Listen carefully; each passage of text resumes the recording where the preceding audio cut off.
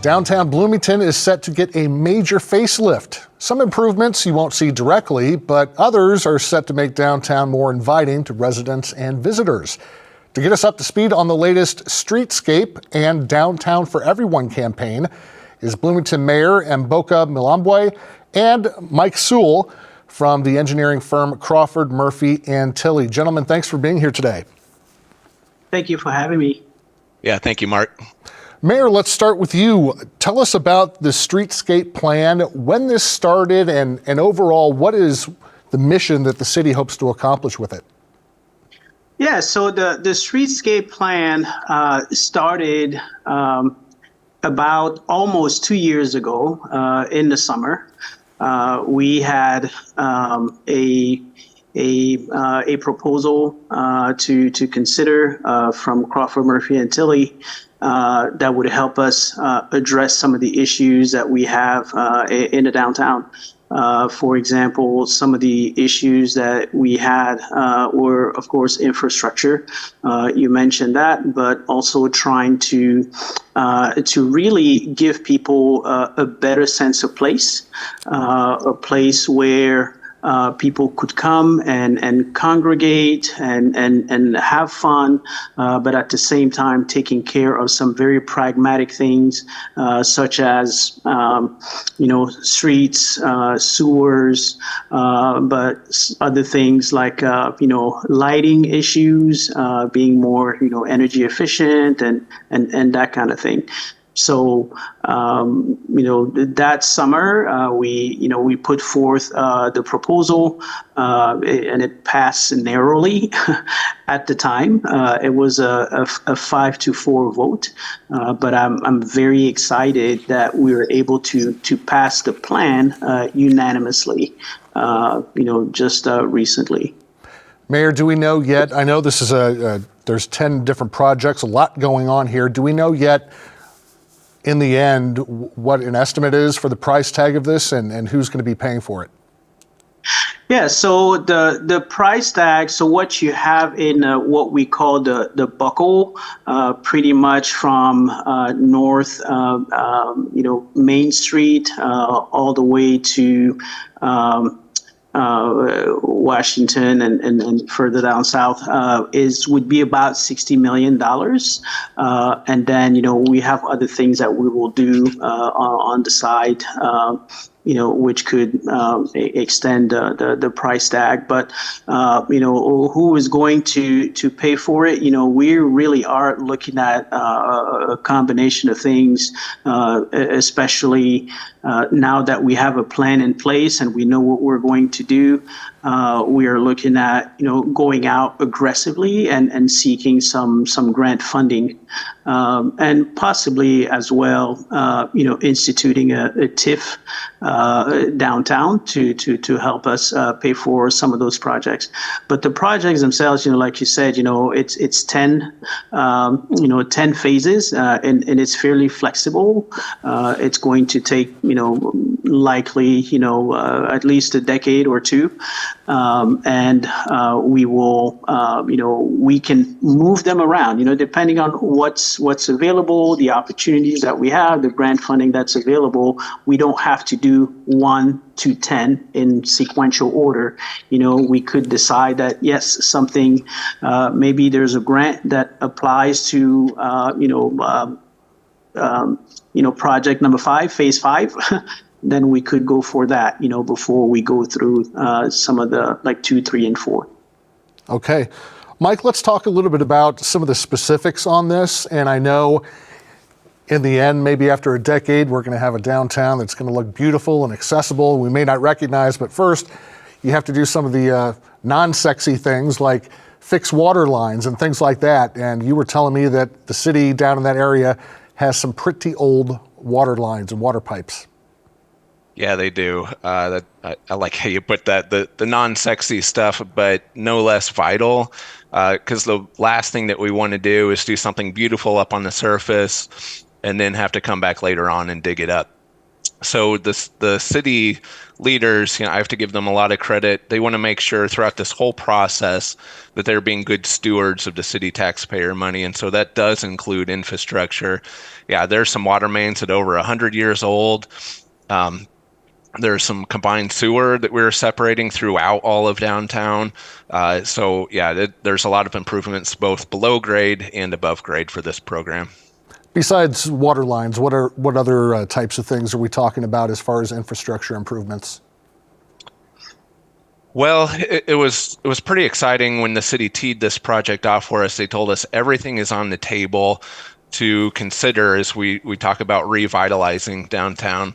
And so that means from a transportation standpoint, we're looking at lane reductions, designalizing intersections. We've worked a lot with IDOT on different solutions.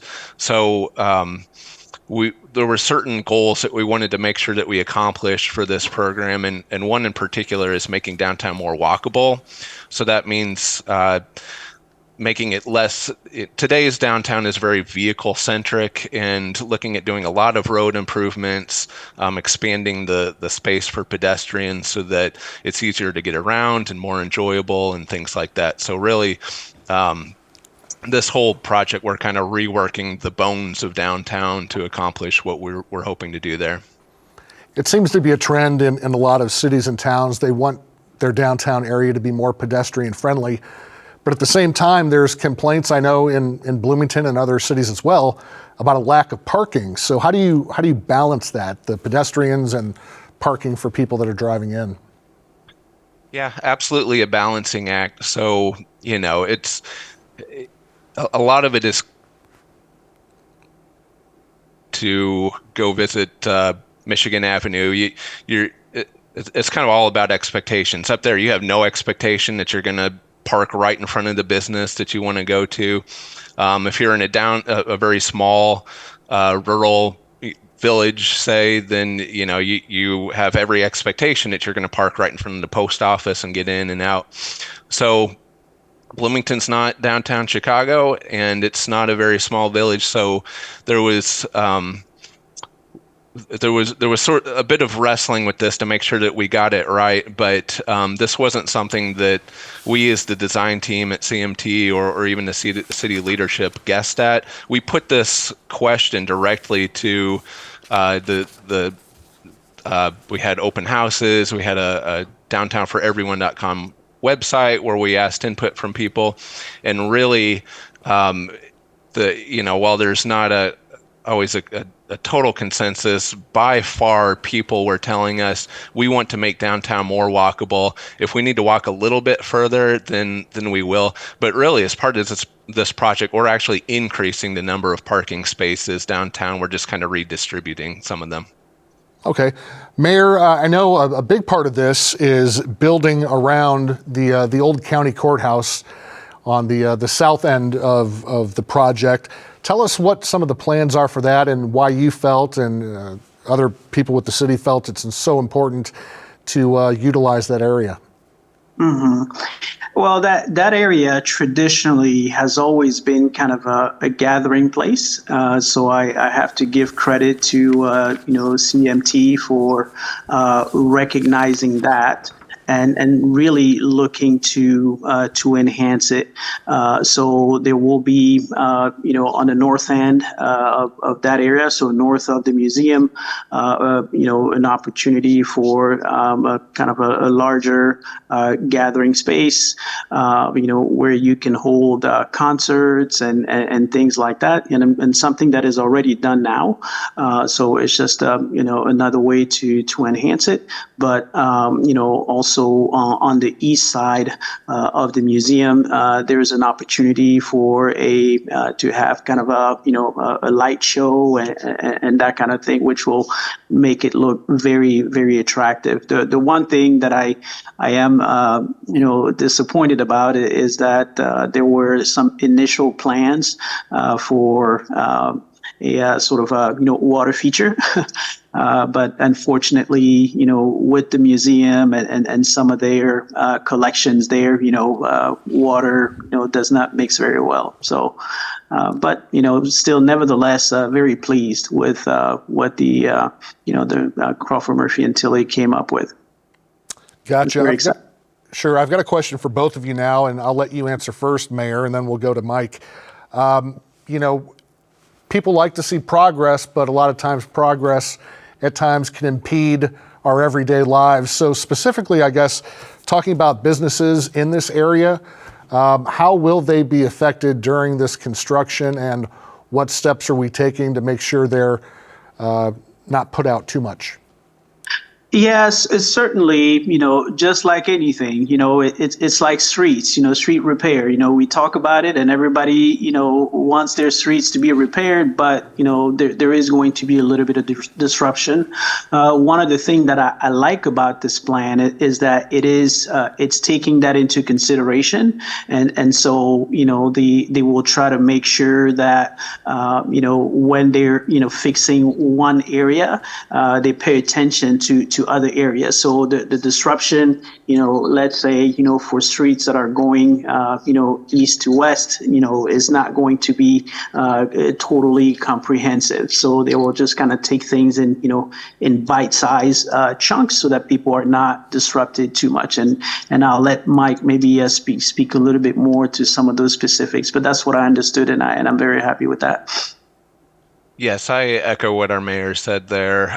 We tried to be very strategic about the way in which we broke the entire program into individual projects and made sure that we sequenced those in a way so that, for example, nobody needs to detour more than one block in any direction to get where they need to go. That's very important for supporting the businesses.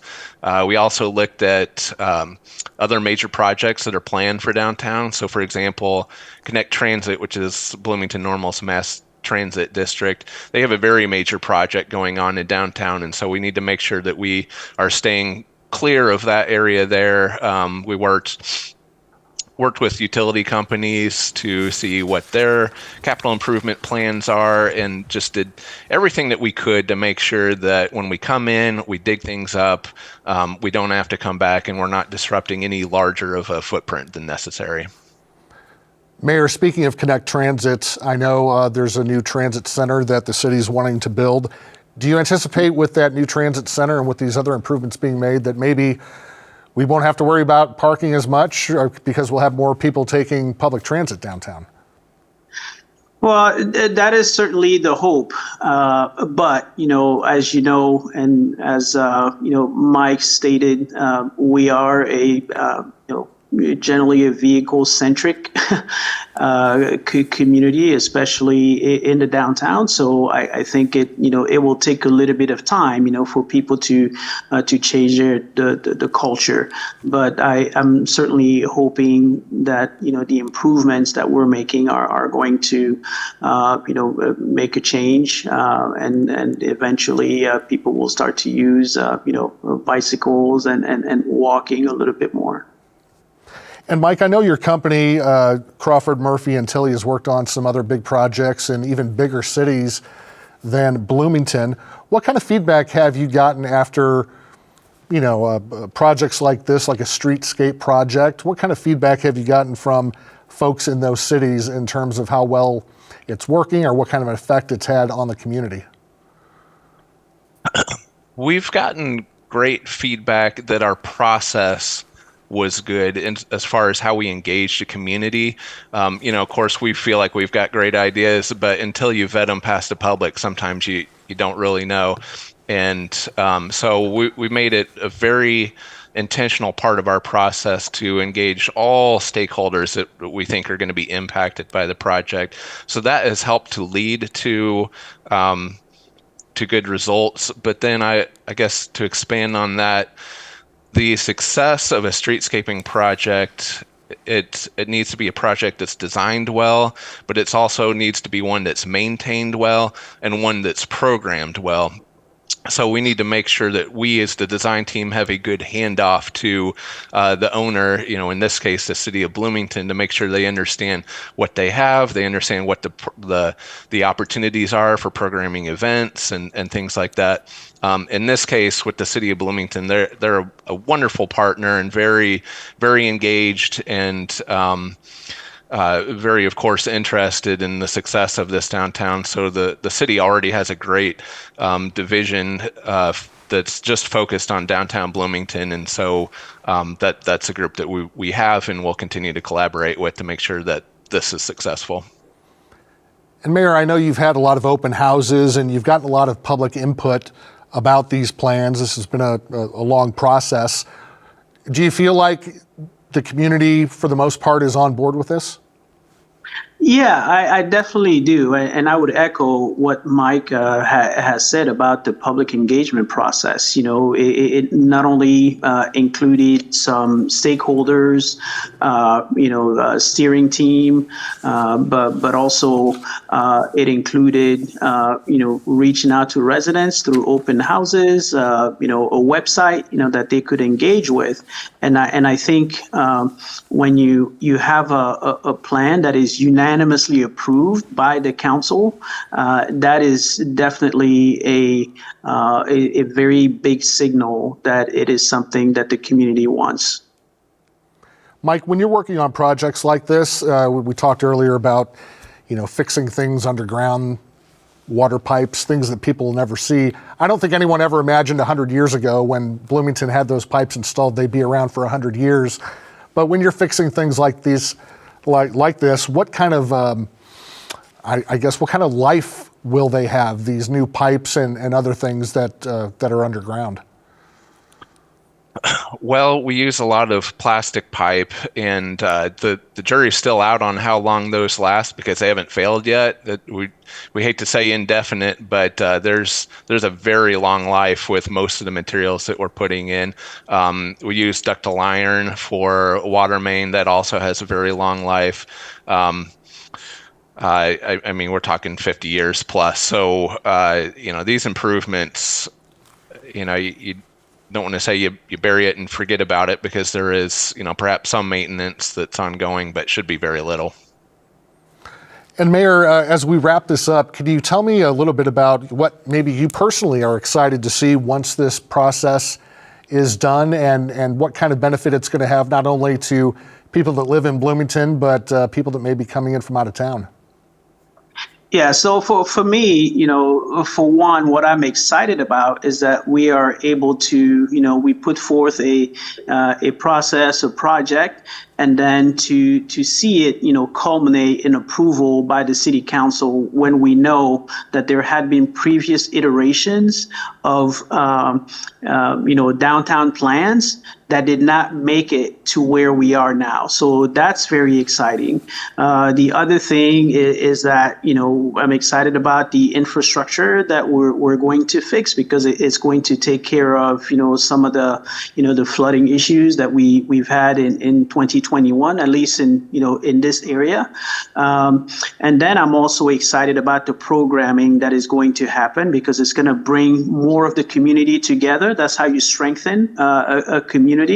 And the last thing I would say is that one of my goals has always been to make Bloomington a regional destination. So with an environment that looks more appealing and great programming, I think we will have an opportunity to do that. Mike, you told me earlier that you hope to break ground on one of these phases in March of next year. Best case scenario, when do you think we could see the entire process done? Oh boy, all 10 projects. It depends on how aggressive the city would like to move on that. But there's a scenario where we do some of these projects even concurrently. I think a 10-year time frame is actually very doable. But as the mayor alluded to earlier, some of that we made sure to have a plan that's flexible so we can react to different development opportunities and grants and things like that. So we'll just kind of take it one step at a time. All right. Well, it's an exciting time for downtown Peoria and all of McLean County as we get going on this project early next year. Mike Sewell from Crawford, Murphy and Tilley, and Bloomington Mayor Milbombe, thank you very much. We appreciate you both being on today. Okay, Thank you so Thank you very much. much for having us. For more information on the Bloomington streetscape, you can go to the website downtownforeveryone.com. Recently, our Phil Luciano spoke with a longtime Bloomington restaurant owner, and we get his thoughts on this big project. With Bloomington poised to spend $59 million on a downtown facelift, the plan has the blessing of the Luca Grill. At 87 years old, the landmark eatery is the dean of downtown businesses. Co-owner John Koch thinks the project's improvements will restore the historic area's grandeur and boost business. We're getting back to the point where the downtowns are being revitalized and they're being repurposed and being reused, and I think we're going to start seeing the benefits coming from that. The eatery got its start decades ago, during downtown's heyday. The place got its name from Lucca, the Italian hometown of the immigrant parents of brothers Fred and John Baldini. They were in town, they were did different jobs, confectioners, and they sold real advertising novelties, stuff like that, and they decided to open up a restaurant in 1936. And they settled on this corner, and so it's been in the same place all this time, which makes us the oldest place in one location. In their new eatery, the Baldinis serve sandwiches and Italian dishes. Then as now, the building had a high tin ceiling and mile-long bar. Today, the place looks largely like day one. It's pretty much the way it was. The only big change involved the menu in 1953. By then, Fred Baldini's sons had joined the business. Which was one of the owner's sons at the time, happened to have a girlfriend in St. Louis, and he would stop and visit there, and she lived near the hill, down near the Italian area, and they went to a little pizzeria down there, and he tried it for the first time and loved it, and they gave him the recipe and brought it back here, and here it stayed. With this new dish called pizza sweeping the nation, John Baldini thought it'd go over well at the Lucca. Brother Tot disagreed. From what I understand, and his brother thought it was just a passing fad, but as it turns out, John was right and Tot was wrong, and here it stays. Today, customers come for the pizza and other foodstuffs, but another draw is the yesteryear ambiance. I think it's a nostalgia in some ways. I think it reminds people of home. It reminds people of a better time, a gentler time, a kinder time, and we try to keep it that way. Koch, who has been with the Lucca for 3 decades, bought the place with a business partner in 2017. Koch says over the years Bloomington had discussed several plans to improve the aging downtown. There was a lot of talk of always revitalizing, always wanting to do something, and I think some things were addressed, and I just don't think they've had they didn't have a comprehensive plan, overall plan for the long run, but it seems like they've addressed that, and I think they're on their way. The $59 million makeover will transform downtown in function as well as aesthetics. Infrastructure improvements will bolster sewer flow, walkability, and lighting while adding parking and green space, all while maintaining the historic look. We've got such a gorgeous downtown area. To utilize it that much more is just going to help in so many ways. I think it'll bring more people, that'll bring more security, that'll bring more profit and viability to the area, and that'll bring more businesses, and again, will bring more people. So I think it's going to be the circular effect of it. Koch is most excited about an expected boost in outdoor entertainment at current venues and more. With the Center for the Performing Arts right here, and also the Coliseum and the Castle, they're all great draws. And when they do their outdoor music stuff outside, it's getting bigger and better. And I think with the new improvements that they're suggesting, they'll get even more so. Back with Phil Luciano. What'd you have at Lucca?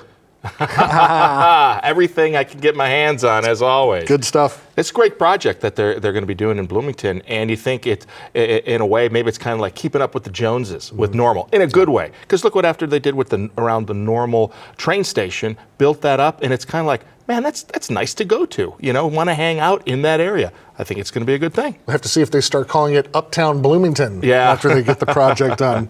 All right, well, we've got something special coming up in just a few minutes. You Got to See This is on hiatus for a week, but we have got the big survey results show. For those of you who contributed to the survey and those of you who didn't, you might want to stay tuned here to see what those results are. And there's a lot of interesting stuff about what you viewers want on this station. And it was a great opportunity to see what's going to happen. They're going to talk about this. Yeah, we asked you about your favorite local shows, your favorite PBS shows, and we'll get some insight into what your answers were, and maybe the higher-ups will let us know if any changes will be made. I don't know what's going to happen. It's going to be very interesting, though. Well, I hope we're back here. I think our Q rating was okay. We'll have to check that out coming up in just a few Tune in next week. That's right. All right, thanks for joining us, and be sure to check us out on Facebook and Instagram, and anytime at WTVP.org. Have a good night.